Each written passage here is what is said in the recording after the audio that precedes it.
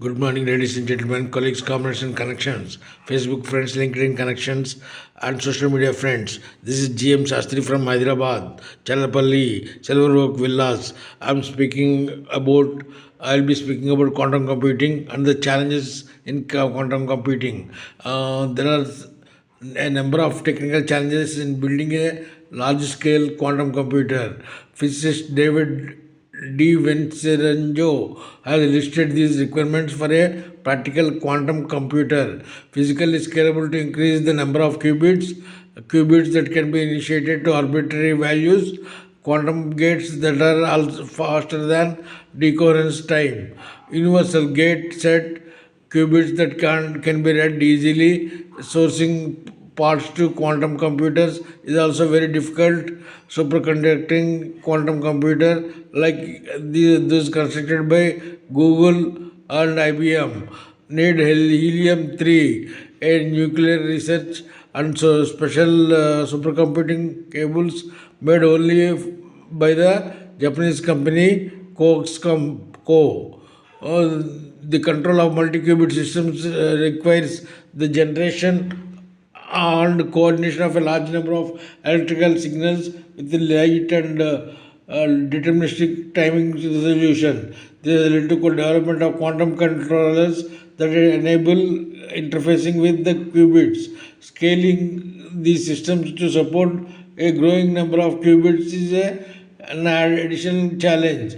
Decoherence. One of the greatest challenges involved in constructing quantum computers is controlling or removing quantum decoherence. The usually means isolating the system from its environment as interaction with the external and world cause the system to decohere. However, other sources of decoherence also exist.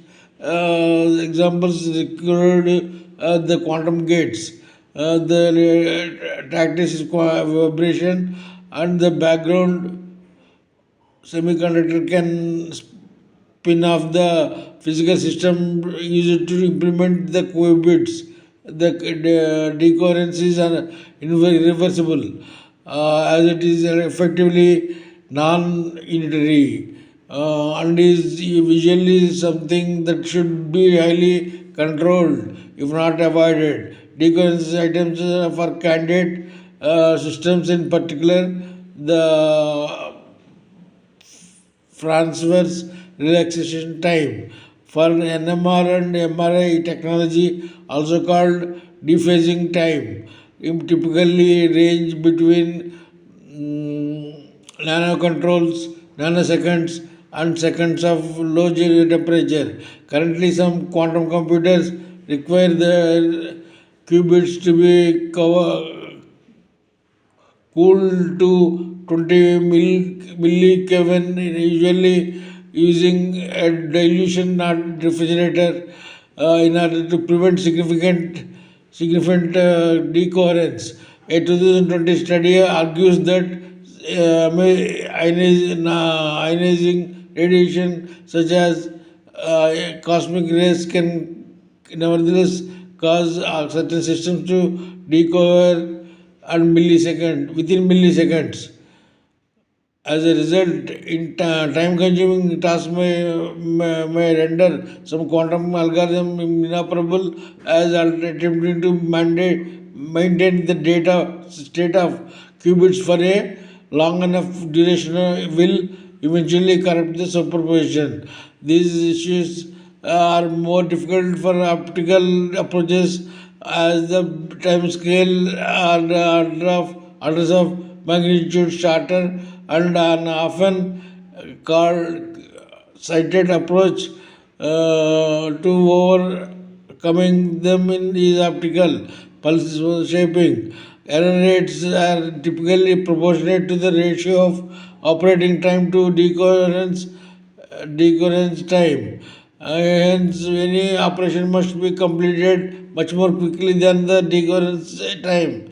And as described by the threshold theorem, as if the error rate is small enough, it is thought to be possible to us use quantum error connection to suppress error and decoherence.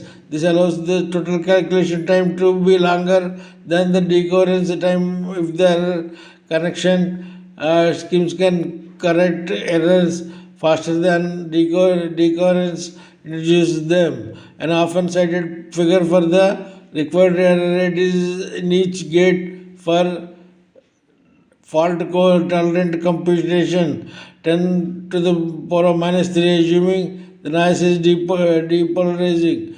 Meeting this scalability condition is possible for a wide range of systems. However, the use of error correction brings with if the cost of greatly increased number of required qubits. The number requiring to factor integers using Shor's algorithm is still polynomial and brought to the between L and L square. So this is about decoherence. We'll be speaking about quantum superposition later. Thank you so much.